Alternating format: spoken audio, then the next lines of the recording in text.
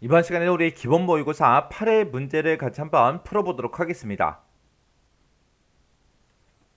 문제 3번이요. 문제 3번 보니까 이제 분석 작업하고 23이 총 100점이 되어 있죠. 주어진 시트에서 다음 작업을 수행하고 저장하시오. 그렇게 이제 문제가 나왔습니다.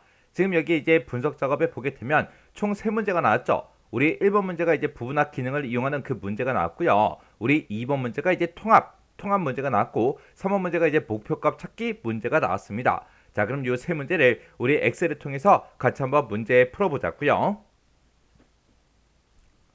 1번 문제요. 1번 문제 보니까 이제 분석 작업 1번 시트에서 다음 지상을 처리하시오. 그렇게 이제 문제가 나왔습니다. 자, 지금 여기 보니까 이제 부분합 기능을 이용해서 전자선거의 성적 일람표라는 게 있대요. 이 표요. 이 데이터를 가지고 그림과 같이 학과별로 중간 기말 과제 출석 이 네 가지의 우리 평균을 먼저 계산하래요. 평균을 이제 계산한 다음에 그 다음에 성별별로 출석의 이제 최대값을 계산하시오. 그렇게 나왔습니다. 지금처럼 이렇게 이제 부분합 기능이 문제가 짜잔하고 나오면 우리는 문제에서 제일 처음에 뭐부터 찾아야 돼요? 정렬 문제 먼저 찾아야 되겠죠. 자, 정렬은 보니까 이제 정렬은 첫 번째 기준은 학과를 기준으로 오름차순 정렬하래요. 그리고 둘째 기준은 성별에 대해서 성별의 기준으로 내림차순 정렬해라. 그렇게 나왔습니다. 그러면 이제 우리가 정렬을 먼저 해주고 그리고 우리가 이제 부분합을 작성하면 되겠죠. 그때 이제 평균과 최대값은 위에서 이제 명시된 그 순서대로 처리해라. 그러면 문제에서 이제 평균을 계산한 후에 그 다음에 이제 최대값을 계산하시오. 그렇게 나왔으니까 우리가 첫 번째 부분합으로 평균을 먼저 구하고 두 번째 부분합으로 우리가 최대값을 계산해 주면 되겠죠. 그때 이제 최대값을 구할 때 두 번째 부분합을 만들 때 우리는 새로운 값으로 대치라는 거를 꼭 체크 해제를 해줘야죠. 그리고 평균의 이제 소수 자릿수는 이제 1로 지정하시오. 그렇게 이제 나왔어요. 자, 그럼 일단 문제 그림부터 좀 보자고요. 자, 우리 문제 그림 봤더니 지금처럼 이렇게 각각 이제 각각 학과별로 지금처럼 이렇게 이제 평균값, 우리 중간이다, 기말이다, 과제다, 출석이다 해서 이렇게 이제 전부 다 평균값이 이렇게 이제 계산이 쭉쭉쭉 전부 다 이제 되어 있습니다. 그리고 그 한 학과 안에서 이제 각각의 이제 성별별로 이렇게 이제 출석의 최대값이 지금처럼 이렇게 이제 전부 다 이제 구해져 있죠. 이렇게 이제 부분합을 만들어라. 그렇게 이제 문제가 나온 거예요. 그러면 일단 우리가 부분합을 작성하기 전에 맨 처음에 이제 정렬부터 해야 되겠죠. 그래서 데이터가 들어있는 곳들 중에서 임의의 셀을 아무 셀이나 이제 하나 찍어주고요. 그리고 우리가 이제 데이터라는 이 메뉴에 찾아가게 되면 우리 정렬이라고 있습니다. 이 정렬 아이콘 요거 이제 클릭해주면 되겠죠. 클릭을 했더니 지금처럼 정렬 대화 상자가 짜잔하고 떴어요. 그때 이제 첫 번째 기준은 학과에 대해서 이제 오름차순 해라. 그거죠. 그러면 정렬 기준에 우리가 이제 학과라는 거 요거 이제 찍어주고요. 오름차 순으로 지금처럼 이렇게 이제 만들어주면 되죠. 그리고 두 번째 기준이요. 두 번째 기준은 성별의 기준으로 해서 내림차순 해라. 그렇게 나왔습니다. 그러면 우리가 이제 기준을 추가시켜 줘야 되겠죠. 해서 기준 추가라는 거 요 아이콘 이제 땅 하고 이제 클릭해주고 두 번째 기준을 우리가 성별로 수정을 해주고 그리고 정렬을 이제 내림차순 해라. 이렇게 이제 만들어주면 되겠죠. 그러면 첫 번째 기준은 우리 학과를 기준으로 우리 오름차순으로 정렬하고 두 번째 기준은 이제 성별의 기준으로 내림차순 해주세요. 그렇게 해서 우리가 정렬을 시켜주면 되겠죠. 그래서 이제 여기서 확인 버튼만 땅 하고 이제 눌러주면 됩니다. 확인 버튼을 눌렀더니 지금처럼 각 학과별로 그렇게 이제 전부 다 이제 오름차순 정렬이 다 됐고 그때 이제 그 학과 안에서 성별을 봤을 때 지금처럼 이렇게 이제 성별에 대해서 내림차순으로 그렇게 이제 정렬이 됐습니다. 그럼 이제 정렬할 거 다 했으니까 우리가 이제 부분합 들어가 주면 되겠죠.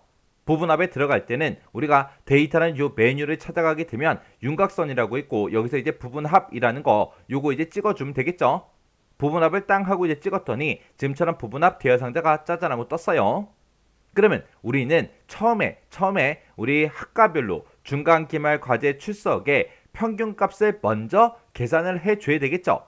해서 그룹할 항목을 우리가 이제 학과로 이렇게 이제 변경을 시켜주고 그때 이제 우리는 평균값을 구할 거니까 사용할 함수를 이제 평균으로 이렇게 이제 고쳐주면 되겠죠. 그때 이제 평균값을 구할 때 중간 기말 과제 출석 이 네 가지의 평균을 이제 계산하라 그랬어요. 그래서 우리가 여기서 이제 중간이다, 기말이다, 과제다, 출석이다 해서 이렇게 이제 네 군데만 이렇게 이제 체크 표시가 되어 있으면 되겠죠. 혹시나 다른 곳에 또 체크 표시가 돼 있는 게 있을 수도 있으니까 우리가 위쪽으로 올라가서 이렇게 전부 다 이제 확인을 한번 해줘야 됩니다. 해서 학과를 기준으로 해서 학과별로 중간, 기말, 과제, 출석 이 네 가지에 대해서 평균값을 구해주세요. 이렇게 이제 찍어주면 되겠죠. 그리고 나서 여기서 확인 버튼만 이제 땅 하고 이제 눌러주면 지금처럼 각각 학과별로 이렇게 이제 중간, 기말, 과제, 출석에 대해서 평균값이 싹 다 이제 계산이 됐습니다. 그러면 지금 여기까지 이제 끝난 거고요. 그 다음에 우리가 성별별로 이제 출석의 최대값을 계산해 주세요. 요거 이제 해주면 되겠죠. 그래서 우리가 또다시 이제 부분합에 들어가야죠. 그래서 우리가 부분합이라는 거 요 아이콘 이제 땅 하고 이제 클릭해 주고 이번에는 우리가 이제 성별별로 볼 거니까 그룹할 항목을 우리가 이제 성별로 맞춰 주고 그때 이제 사용할 함수를 우리가 이제 최대값으로 고쳐 주면 되겠죠. 그때 어떤 거의 최대값을 구해라? 출석의 최대값을 구해라. 그래서 우리가 여기서 중간, 기말, 과제라는 거 요거 이제 체크된 거 체크 해제해 주고 출석에만 지금처럼 이렇게 이제 체크 표시가 되어 있으면 되겠죠. 그리고 지금 이 최대값을 구하는 거는 두 번째 부분합이기 때문에 새로운 값으로 대치라는 거 요거 이제 체크 해제해 주면 됩니다. 그래서 성별별로 출석의 최대값을 구해달라 그렇게 해요. 이렇게 해주고 이제 우리가 확인 버튼만 땅 하고 이제 눌러주면 되겠죠. 그랬더니 각 학과별로 성별에 따라서 지금처럼 이렇게 이제 최대값이 이렇게 전부 다 이제 계산이 돼서 이렇게 이제 나타났습니다. 그럼 우리 지금 문제 여기까지 다 풀어준 거고요. 마지막 지상을 봤을 때 평균값은 소수 자릿수를 1로 그렇게 이제 지정하라고 했어요. 그럼 우리가 평균 구해 놓은 거 우리 2의 8번 셀부터 시작해서 H의 8번까지 이만큼 이제 범위 지정해 주고 그 다음에 이제 우리가 컨트롤 키를 꾹 누른 상태로 그 다음에 우리 인터넷 정보가의 평균값 이만큼 이제 범위 지정해 주고 그 아래쪽으로 내려간 다음에 우리가 컨트롤 키를 꾹 누른 상태로 전자상 거래가에 우리 평균값을 싹 다 범위 잡아주면 되겠죠. 그리고 그 아래쪽으로 내려가서 컴퓨터과의 평균 점수를 싹 다 이제 범위 지정해주고 그 다음에 이제 전체 평균도 이렇게 우리가 범위를 지정해주면 되겠죠. 이렇게 해서 우리가 범위를 싹 다 평균값에 대해서 범위를 싹 다 이제 지정한 상태에서 우리가 소수 자릿수를 이제 1로 지정해주면 됩니다. 그때는 이제 우리가 홈이라는 요 메뉴 찾아가면 돼요. 홈이라는 메뉴에 찾아가게 되면 우리 표시 형식에 우리 자릿수 늘림줄임이 있죠. 여기서 이제 우리가 소수 자릿수를 늘려달라 요거 이제 한 번만 땅 하고 이제 클릭해주면 지금처럼 이렇게 이제 소수점 두 번째 자리로 이렇게 이제 표시가 되죠. 그러면 우리가 이제 소수 자릿수를 1로 만들어야 되기 때문에 자릿수 줄임 요거 이제 한번 클릭해주면 되겠죠. 이렇게 해서 우리가 평균값에 대해서 전부 다 이제 소수점 첫 번째 자리까지만 이렇게 이제 표시가 되게 자릿수 늘림줄임 요걸로 이용해서 우리가 이제 소수 자릿수를 1로 그렇게 이제 만들어주면 됩니다. 이렇게 해주면 우리 이제 부분합을 다 작성했죠. 그러면 내가 작성한 그 부분합이 지금 좀 이렇게 이제 작성이 되어 있는데 이 부분합 내가 작성한 거랑 이제 문제 그림에 있는 거랑 싹 다 이제 비교해 주면 돼요. 그때 이런 이제 윤곽 기호까지 똑같은지 다른지 전부 다 이제 우리가 확인을 해 줘야 됩니다. 이렇게 해주면 이제 우리 부분합 문제 끝이요. 2번 문제요. 2번 문제 보니까 이제 분석 작업 2번 시트에 대해서 다음에 지시사항을 처리하시오 그렇게 나왔습니다. 자, 우리 문제를 보니까 이제 데이터 도구에 보게 되면 이제 통합이라는 그 기능이 있대요. 그 통합 기능을 이용해서 표 1, 2, 3번에서 국어랑 영어 과목, 국어하고 영어 과목이 있대요. 이 두 과목에 대해서 우리 요일별로 개수를 표 4번에다가 계산하시오 그렇게 나왔어요. 지금 우리 표 1번에 보니까 3학년 1반의 시간표하고 이렇게 이제 쭉쭉쭉 들어있고요. 표 2번에는 3학년 2반의 시간표가 들어있고 그 밑에 보니까 이제 표 3번 3학년 3반에 우리 시간표가 들어있죠. 그때 우리 표 4번에 B의 24번부터 F의 25번 그 영역에다가 우리 국어하고 영어 그 두 과목에 대한 요일별로 개수를 이제 이곳에다가 표시하라고 그렇게 나왔습니다. 지금 우리가 표 1, 2, 3번에서 가지고 있는 그 과목들을 봤을 때 국어하고 영어 과목만 있는 게 아니라 수학하고 과학 과목도 그렇게 이제 들어있죠. 근데 우리는 수학하고 과학은 필요 없어요. 국어, 영어 이 두 과목에 대해서 요일별로 개수가 이제 필요한 거예요. 그때 이제 요일은 월화수목금하고 그렇게 이제 다 똑같이 들어있는데 이 과목은 우리가 결과값을 표시하고자 하는 이 곳을 봤을 때 아무것도 없습니다. 그러면 우리가 이제 국어다 영어다 해서 요걸 이제 써줘야 돼요. 그러면 나는 이제 국어라는 그 과목과 우리 영어라는 그 과목에 대해서 각각 이제 요일별로 개수를 이제 구해주세요라고 해서 우리가 과목을 직접 이렇게 이제 입력을 해주면 됩니다. 그리고 우리가 이제 결과값을 이곳에다가 이제 표시를 할 거니까 요만큼 이제 범위를 지정해주고, 그리고 데이터라는 이 메뉴에 찾아가게 되면 우리 통합이라고 있죠. 우리 데이터의 도구에 보게 되면 통합이라고 있습니다. 이 통합만 이제 땅 하고 이제 찍어주면 되겠죠. 그러면 통합 대화 상자가 지금처럼 이렇게 짜잔하고 뜨는데, 그때 우리는 각각 요일별로 뭘 볼 거예요? 개수를 이제 표시해달라, 그렇게 해야 되겠죠.